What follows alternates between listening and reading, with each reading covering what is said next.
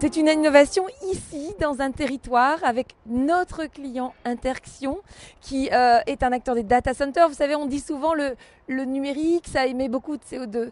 Eh bien, le numérique durable, sobre dans ses émissions de CO2, ça existe et c'est vraiment un exemple ici à la fois de grande performance et puis d'économie circulaire. C'est une solution extrêmement innovante, reconnue comme telle par l'ADEME et puis bien sûr par le Fonds environnement de la région qui nous a soutenus dans ce beau projet d'investissement de 15 millions d'euros, ni plus ni moins que de récupérer une eau de rivière souterraine anciennement utilisée pour un bassin industriel de la mine de Gardanne et d'utiliser les calories, plus exactement dans le cas précis de la frigorie de cette eau qui est jamais au-dessus de 15 degrés pour refroidir naturellement nos data centers et les machines informatiques et télécoms de nos clients.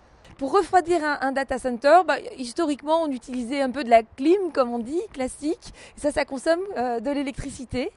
Alors, il y a d'autres façons de faire. On a travaillé sur l'air. Et d'ailleurs, quand l'air est frais, ce qu'on appelle le free cooling, on sait maintenant faire circuler de l'air pour refroidir naturellement le data center. Et il fallait aller plus loin. Et donc, quand les températures sont au-delà de 25 degrés, il fallait trouver des systèmes de refroidissement pérennes qui sont peu émetteurs. Et donc on a trouvé ce canal de la mer qui se trouve à 2 km d'ici. Nous avons créé tout un réseau de pipelines qui est redistribué ensuite par ces gros tuyaux. Et puis ici, on va faire un échange à travers un échangeur à plaques par convection où on va faire un refroidissement eau-eau, c'est-à-dire sur un réseau retour de notre data center d'une boucle fermée à 29-30 degrés. On amène un autre réseau, une autre boucle, elle à 14-15 degrés. Et par échange thermique, ça va refroidir la boucle intérieure du data center.